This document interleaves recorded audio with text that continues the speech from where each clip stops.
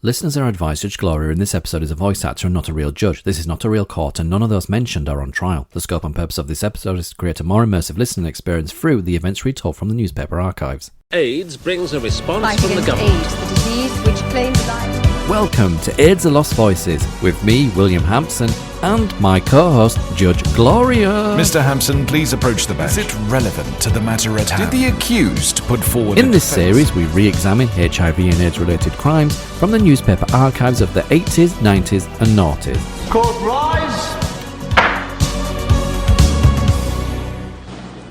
Please be seated. Mr. Hampson, please step up to the podcast microphone. It is my understanding we are here today to hear various accounts from the newspaper archives relating to the HIV/AIDS pandemic. That's right, my lord, because while I was sifting through the newspaper archives, I merely stumbled across many stories, many instances where individuals during the HIV and AIDS pandemic spotted an opportunity to line their own pockets. Therefore, my lord, in this episode, I will be presenting several stories regarding scammers.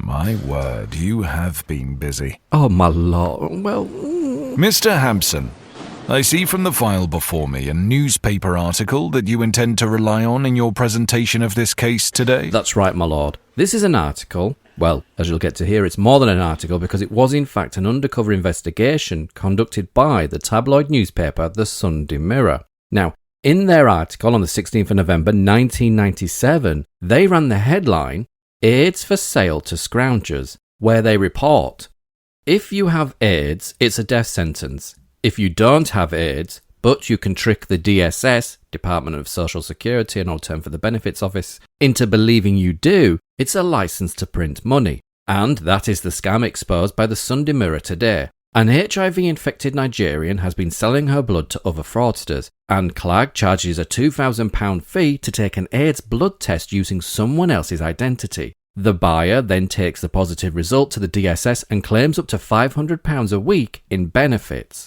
In her 10 years of abusing a benefits system which loses £3 billion a year through fraud, Clague has never been caught until now. Last night, our file was on its way to police and DSS officials who have pledged to end her sordid career. The scam has earned Clague a fortune. While British taxpayers fund her luxury lifestyle here, she has channeled the cash back to Nigeria, buying free homes and dozens of cars there. Shadowed by our team of investigators, 47-year-old Clague demonstrated the scam last week, unaware that her latest customer was a Sunday Mirror reporter. We met in a pub opposite Clague's two-bedroom flat on Streatham High Road in South London. She told us, quote, HIV sounds awful, but not when it comes to what you can get out of the DSS. They fall over themselves to help you. Quote, my rent is £200 a week. They pay all of that. They will also pay your gas and electricity bills because people with AIDS and HIV have to keep warm. They will even pay your phone rental because you may have to make an emergency call. I got these clothes from the DSS because I said I needed warm clothing. They will just send a check and do not even ask for a receipt. Why don't you let me do an AIDS test for you? It is risky. They will send me to jail if I am caught. So it will cost you £2,000. I will need £1,000 now and £1,000 on delivery. Believe me, you will get the same benefits as I do for nothing. Buy my blood and you'll never have to work again, she said. A deal was struck and Clague took the AIDS test at St George's Hospital Tooting using our reporter's name, address and birth date. 2 days later, our reporter, white and 15 years younger than Clague, went to collect the results. No one noticed the difference. She was told she was probably HIV positive, but the hospital wanted a second test. Clague returned 2 days later and again no questions were asked. She gave a second sample and was told to return in 2 days for the results. There, when an AIDS counsellor told her she had the terrible disease, Clague acted out the role she has played many times before. She slumped in her chair and tears rolled down her cheeks, seemingly inconsolable at the devastating news. Minutes later, she was smiling as she took her final £1,000 in the hospital car park, stuffing the notes into her bag. Later, sipping from a pint of lager, she explained, quote, all you do now is contact the DSS. You won't need to do any more tests. It's easy. They know you're going to die, so they feel bad about it. You can get anything. Clague's benefits with gas, electricity, phone, council tax rebate and clothing allowance come to £460 a week. She claims £77 a week income support, £200 a week housing benefit, £20.95 a week disability premium, £37.15 a week severe disability premium, £34.60 mobility allowance and a £50 special carers allowance, though she doesn't have a carer. The £34.60 pays for Clague's car provided by the charity Motability, a £16,000 Vauxhall Frontera Jeep. She told us, one of these can be yours. You can drive it yourself or I can give you the contacts to sell it abroad. Motability supplies new cars to genuine AIDS and HIV sufferers under a scheme run with the DSS. Director Noel Muddyman told us, quote, "We congratulate you on exposing this fraud. The 340,000 disabled people in our scheme are put in jeopardy by people like this." And that concludes that article, my lord. And if you're wondering what happened next, well, the following Sunday, the Sunday Mirror gave an update under the headline, AIDS fraud woman is arrested, and it reads, an alleged fraudster exposed by the Sunday Mirror for running an AIDS for sale racket has been arrested. Anne Clague, 47, was questioned by police as she was buying a ticket in a travel agent's. A police source told the Sunday Mirror, quote, "An assistant recognised her from your article and contacted us."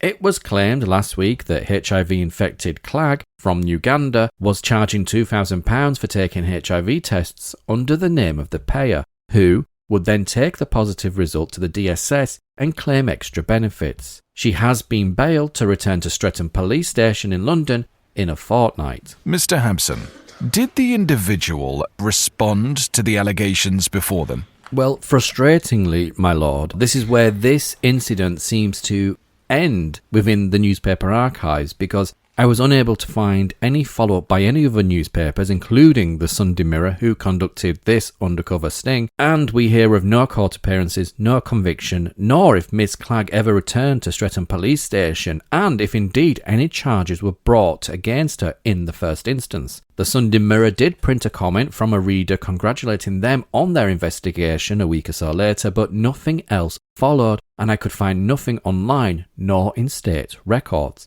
I did establish that Miss Clague had purportedly returned to her native homeland. I did reach out to try and find out what happened next, but thus far I've had no reply. Mr. Hampson, I believe you have another series of articles you wish to bring before the listeners? Yes, my lord. This is a very interesting case which first broke in the local press in April 1995. Under the headline, couple charged with Tesco blackmail attempt, the Birmingham Post on the 25th of April 1995 go on to report, a middle-aged couple from Worcestershire appeared in court yesterday charged with blackmailing the supermarket chain Tesco. Frank Riolfo, 49, and his wife Valerie, 51, are accused of trying to obtain £250,000 from the company by threatening to contaminate its produce. They were arrested by officers in Slough, Berkshire at the weekend following a 3-month-long police investigation. The inquiry was launched after threats were allegedly made to the Tesco branch in Kettering, Northamptonshire, to contaminate its products. The Riolfos of New Brick Barns Farm, Newham near Tenbury Wells, are charged with making an unwarranted demand for £250 with menaces from Tesco between January the 12th and April the 23rd this year, 1995. The unemployed pair were remanded in custody for 7 days by Northampton magistrates yesterday, reporting restrictions were not lifted. The police investigation, codenamed Operation Present, was spearheaded by the Northamptonshire Force. The officer heading the inquiry, Acting Detective Superintendent John Cordner, said that the investigation had been carried out with the full cooperation of Tesco management. And, my lord, the contamination of produce that we heard in the article just there was established at the trial that Mr. Riolfo was claiming that he had AIDS and was threatening to inject the virus into produce via a syringe. The trial took place in October 1995 and the court was presented with insight into how Mr. Riolfo hatched his blackmail plot, where the Birmingham Post on the 14th of October 1995 reported, Frank Riolfo hatched a blackmail plot he hoped would bring him £250,000 as he stood filling his car with petrol. The man, who considered himself a complete failure, realised as he went to pay for his bill that information on credit cards could be altered. The idea led him to blackmailing supermarket chain Tesco's into producing a discount card scheme, known today as the Tesco Club Card, which would pay money direct into his own account. And, my lord, the Daily Telegraph on the same day, the 14th of October 1995, reporting proceedings the day prior that Joan Butler, prosecuting, said that on January the 13th this year, 1995, the manager of a Tesco store at Kettering North Hants received a call from a man calling himself St. Mary Ann. The caller said he had contaminated food at the store, and a search showed that packs of bird's eye frozen peas and butterfly prawns had been injected with black ink. 3 days later, Riolfo sent a blackmail demand to Tesco's head office in Cheshunt Herts. It referred to the Kettering contamination and said, quote, "As you know by now, the food was contaminated with pen ink. It could so easily have been a toxic substance." Mrs. Butler, prosecuting, said, quote, "He told Tesco to set up a scheme based on the use of a credit-type card. By coincidence, Tesco had already discussed such a scheme. He said it should be piloted at their Dudley store. The card was encrypted with details of a Barclays account.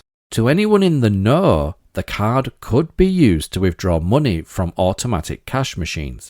To get the card's PIN number, he told Tesco to insert the number in the personal announcements of The Times. One entry was to read, 'Give blessings to St. Mary Ann.' I should outline, my lord, that Tesco initially refused to meet Riolfo's demands until, as the court was told, on January the 25th, 1995, Riolfo, quote, injected meat at Tesco's Dudley store and deliberately left behind the syringe.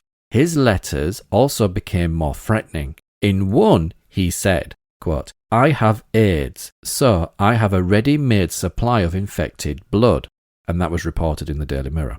And back to the Daily Telegraph, who go on to report, after a series of threats, Tesco deposited £25,000 in a Barclays account on the 27th of February 1995 and launched the club card at its Dudley store on March the 1st. One of the first 500 people to claim one was Riolfo's 52-year-old wife, Valerie, who registered the card in her own name and gave her address, which helped police to trace her husband. And, my lord, Riolfo wasn't using just the one club card, because the Guardian newspaper reported the couple picked up 2 more cards and withdrew cash from around Britain. Riolfo said he would stop when he had obtained £250,000. Tesco, working with the police in an undercover operation codenamed Operation Present, cost £500,000 and involved 300 police officers.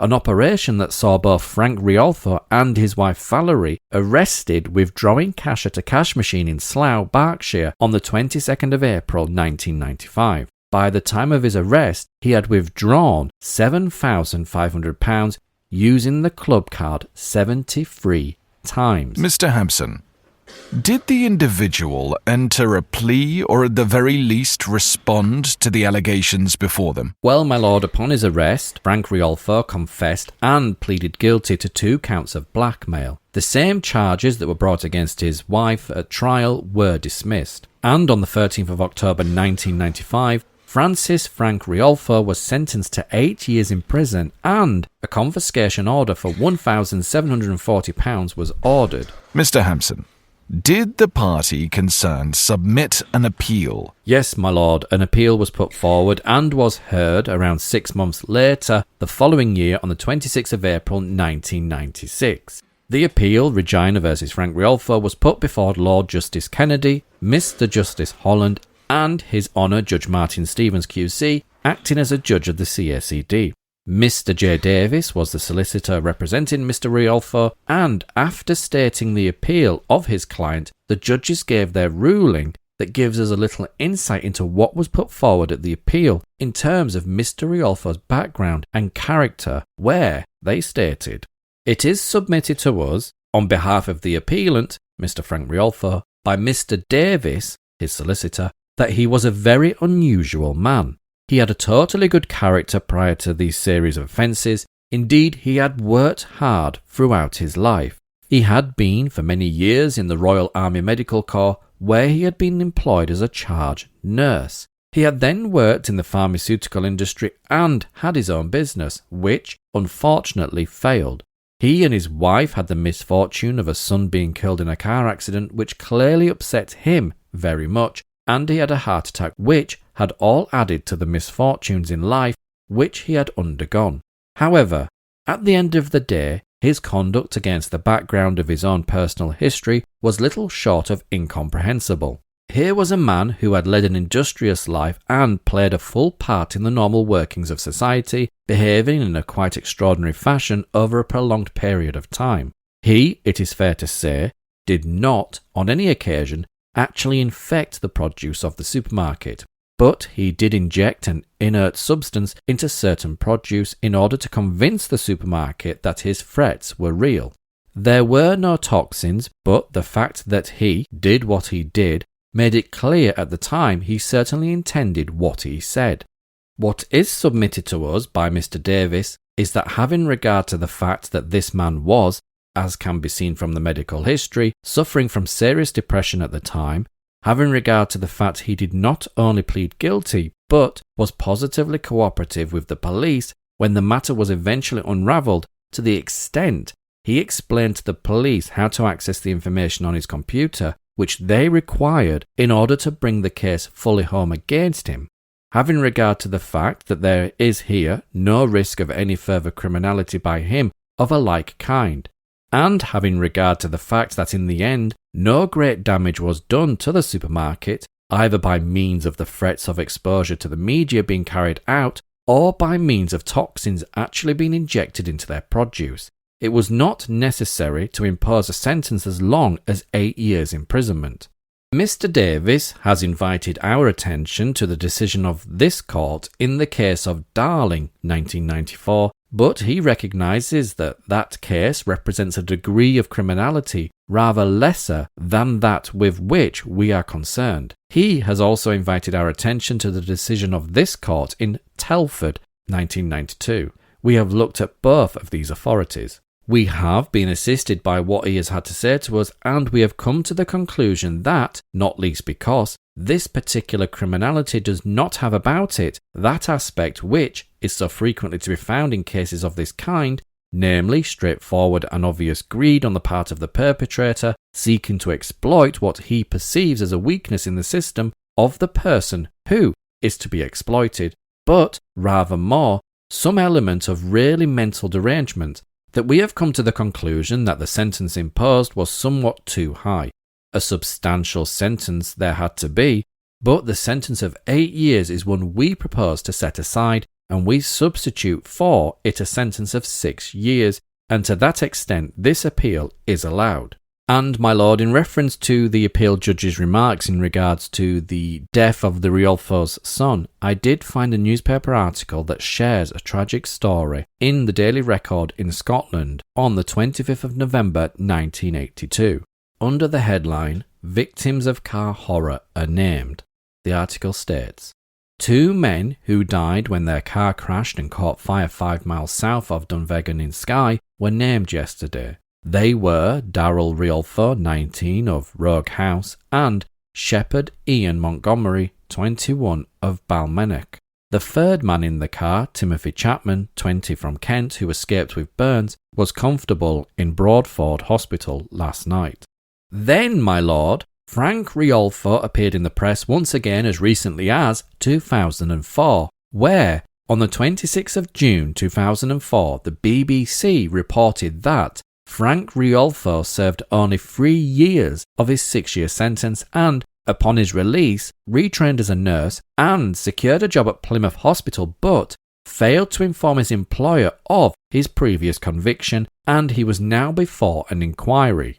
And as a consequence of being called to the inquiry, the article states, the inquiry was told he resigned earlier this week. Riolfo was told his name would be removed from the professional register with immediate effect. The committee said his behaviour had been, quote, premeditated, calculated and totally dishonest. A statement said, quote, at that time, Plymouth Hospitals Trust staff took advice from the Nursing and Midwifery Council, who advised we could proceed and accept Mr. Riolfo on a return to practice course. Mr. Riolfo underwent an induction course, and as part of the return to practice program, he was closely monitored to assess his competence, ability, and attitude. However, the fact Mr. Riolfo's conviction does not appear to have been formally disclosed meant his past offence was not fully considered by the appropriate people when he applied for a permanent post at Derriford Hospital. It should have been disclosed, and this is a matter we are currently addressing within our recruitment processes. The statement added that the hospital would be tightening its employment procedures following Riolfo's resignation. These include reviewing and strengthening the process to record and file declared convictions and checking of files when someone moves jobs. And, my lord, the Worcester News goes on to report on the 1st of July 2004, Francis Riolfo, aged 58, formerly of Newham Bridge near Tenbury Wells, appeared before a Nursing and Midwifery Council Professional Standards Committee hearing on Friday, where he was informed he was being removed from its register. Riolfo, a registered nurse since 1966, was convicted of blackmailing Tesco in 1995 and sentenced to 8 years in prison. At the time of his conviction, Riolfo had allowed his registration with Nursing and Midwifery Council to lapse, having set up his own business. However, after an appeal, Riolfo's sentence was reduced to 6 years, and in 2002, he re-registered with the Nursing and Midwifery Council and began working at a hospital in Plymouth. The Nursing and Midwifery Council usually investigates whether someone is fit to work as a nurse as soon as they are convicted, but in Riolfo's case, this did not happen. The matter was brought to the attention of the Nursing and Midwifery Council following a complaint. At Friday's committee hearing, chairman of the panel, Jonathan Asbridge, told Riolfo he was being removed from the register to maintain the public's confidence in nurses. Quote, "You were convicted of a very serious crime which represents an extreme departure from the Nursing and Midwifery Council Code of Conduct. We, as a committee, have to consider the impact on public trust and confidence. So serious is the crime of which you were convicted, and so reprehensible were so many aspects of it, that, in our opinion, public trust and confidence in the profession would be seriously damaged if we were to allow you to remain on the register. And, my lord, UK records indicate both Mr. and Mrs. Riolfo are still alive and well, and are residing in Ireland. And further, my lord, a separate but similar case was brought to the Old Bailey. This made all the national newspapers at the time. Mr. Hampson, is it relevant to the matter at hand? Well, my lord, the case is almost identical, if not very similar. And it is also my podcast, and I realised that we've still got some time left, so... Very well. You may proceed. Oh, thank you, my lord.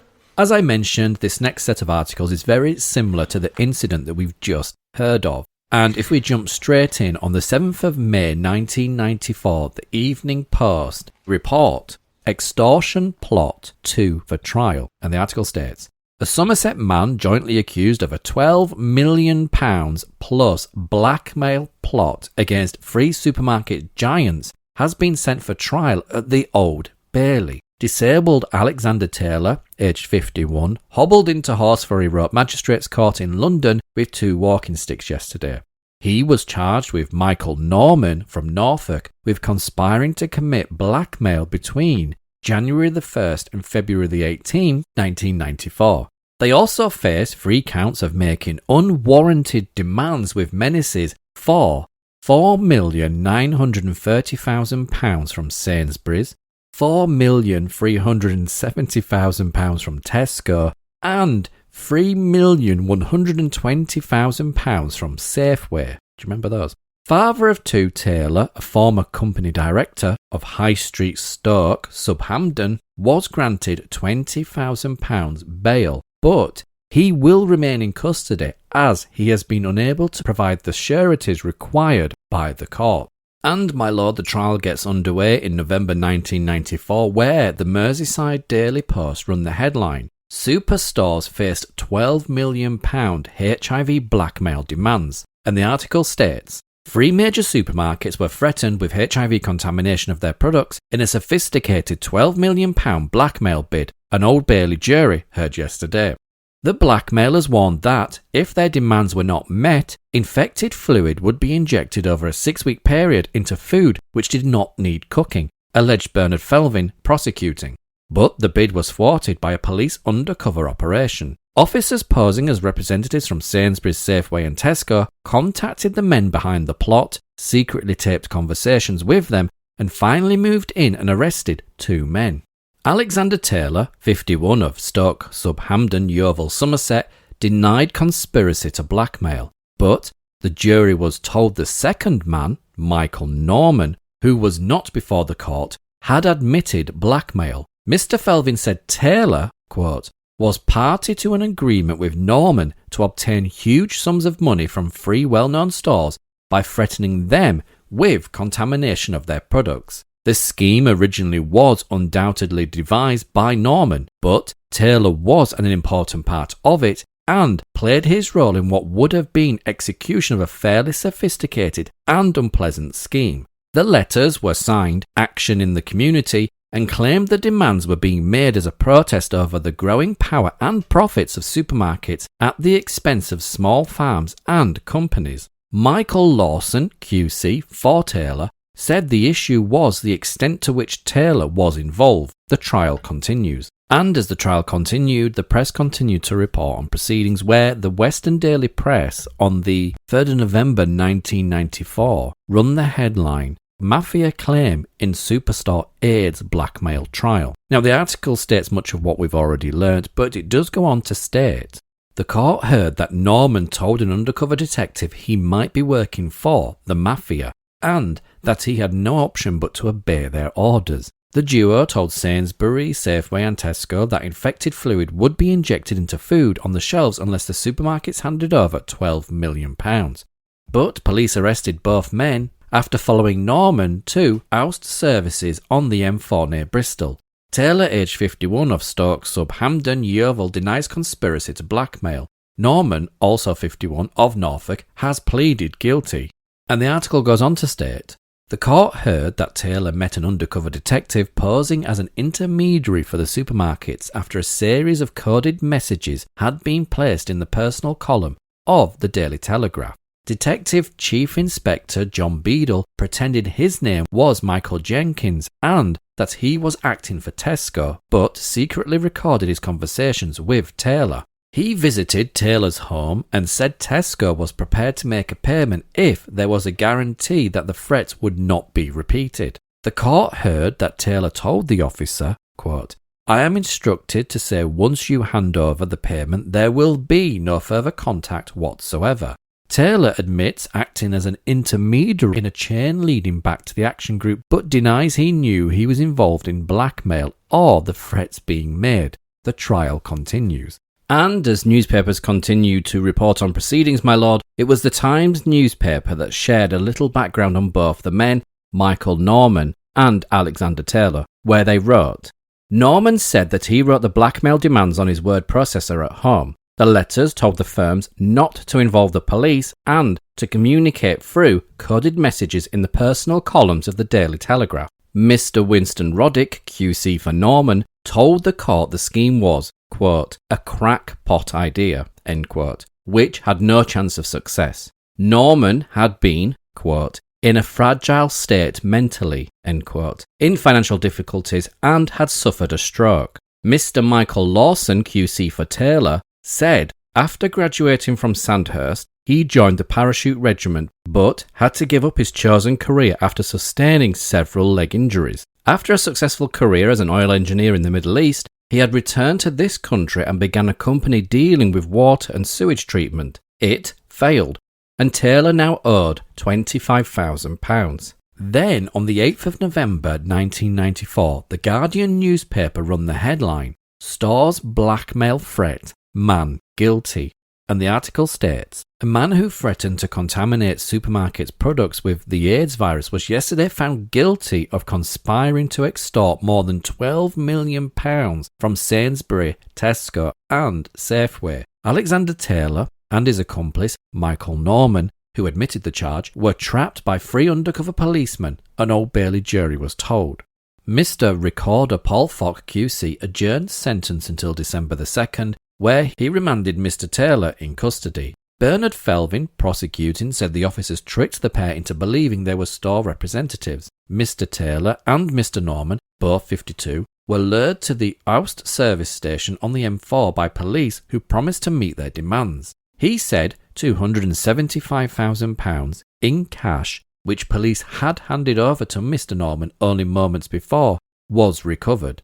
So was, quote, nearly all of another £250,000 in cash handed over at an earlier meeting. Mr. Taylor of Yeovil, Somerset, was found guilty of conspiracy to blackmail between January the 1st and February the 18th this year, 1994. Mr. Norman of Renningham, Norfolk, admitted a similar charge. The stores were first contacted on January the 12th. The pair wrote letters blaming the supermarkets for destroying shopping centres by putting local traders out of business. They also claimed farmers were suffering because the superstores were driving prices down. Quote, "This is no longer acceptable to us," the letter warned. Quote, "We are going to levy tax on your profits." The pair said this represented 0.75% of the published profits. The letter suggested that a proportion of the money would go to small shopkeepers and farmers. The men's real motivation was greed.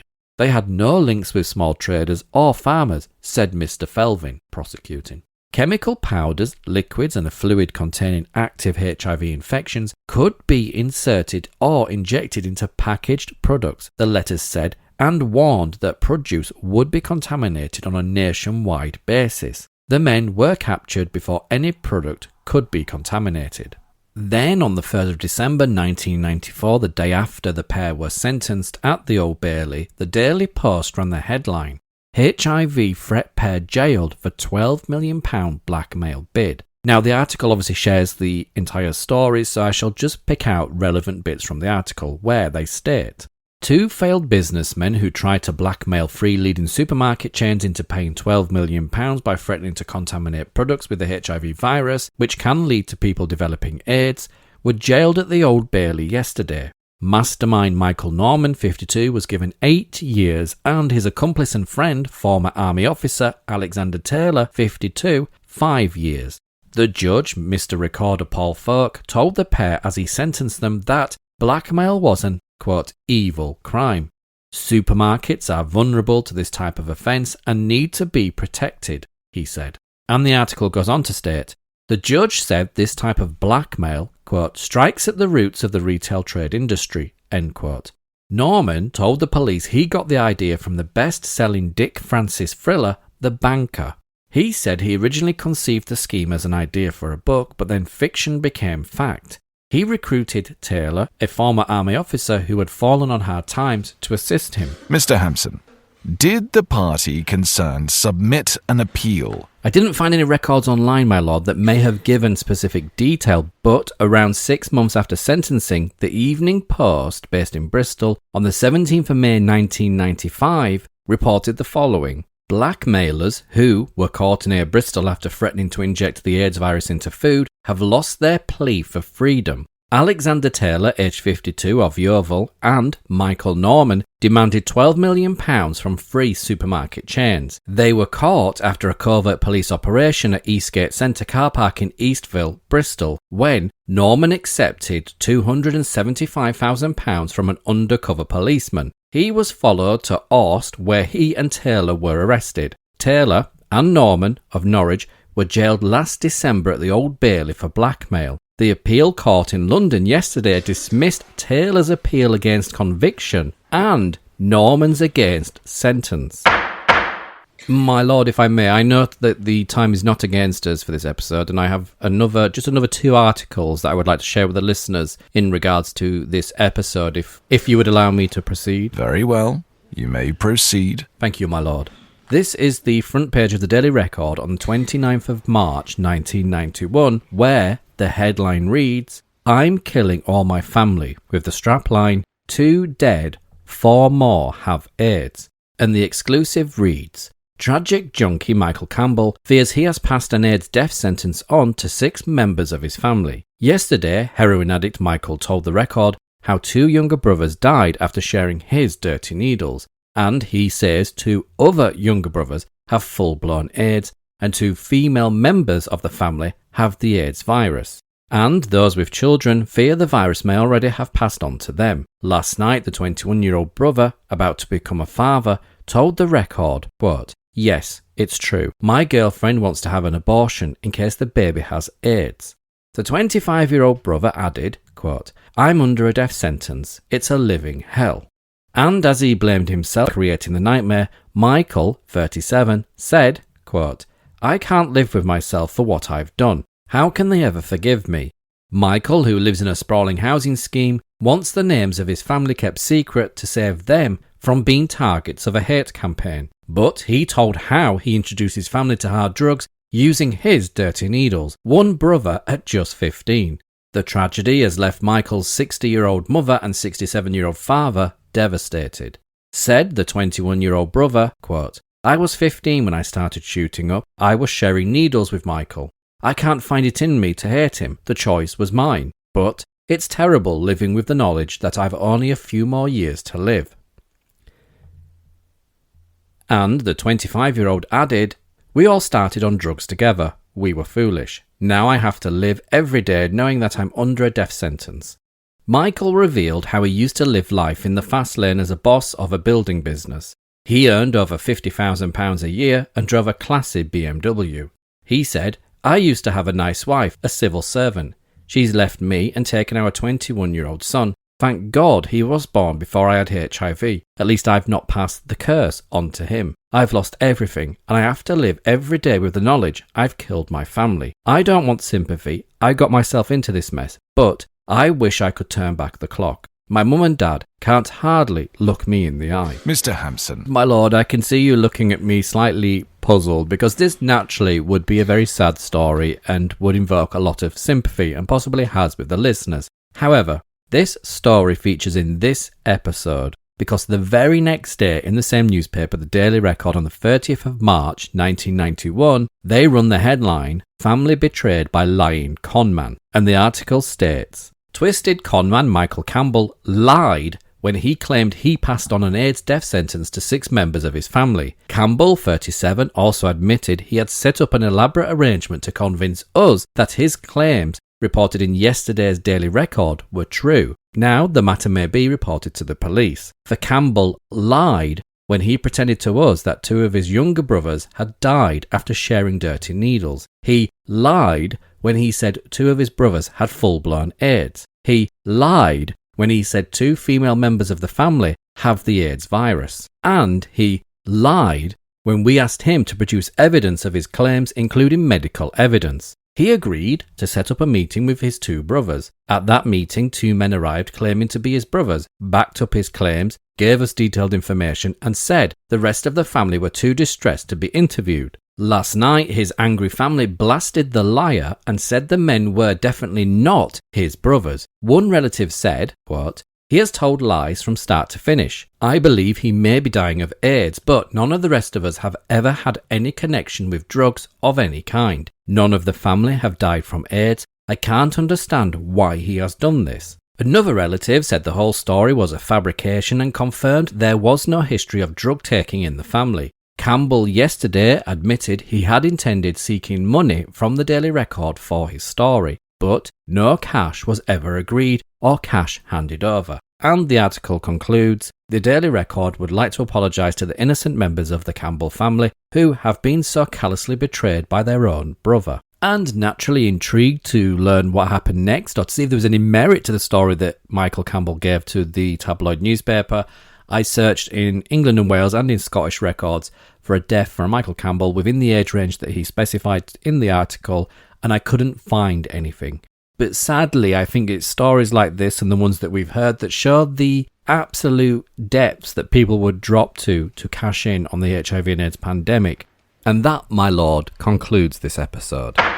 Mr. Hampson presented a series of poignant cases today, illustrating the complex interplay between victimhood and culpability.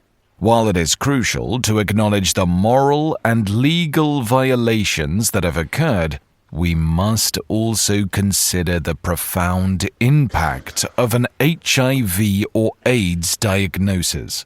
Such a condition, undeniably cruel in its nature, cannot serve as a justification for criminal actions. However, it undoubtedly shapes the narrative surrounding each individual. Each case serves as a stark reminder that beneath the offences, there existed a life, one that preceded the incidents we have just heard. And for many, these lives are now but memories, tragically cut short. In reflecting on these stories, we are compelled to recognize the humanity of those involved and the heavy burdens they carried, reinforcing the importance of empathy in our discussions of justice and morality. This podcast is adjourned until next week. Court rise! You can check out and read all the newspaper articles mentioned in this episode, along with extra snippets of information, on the Extra T blog. You can find the link in the show notes. If you've enjoyed this episode, then don't forget to like, share and subscribe. Until the next episode, you can find me on Instagram at The Lost Boys of Soho.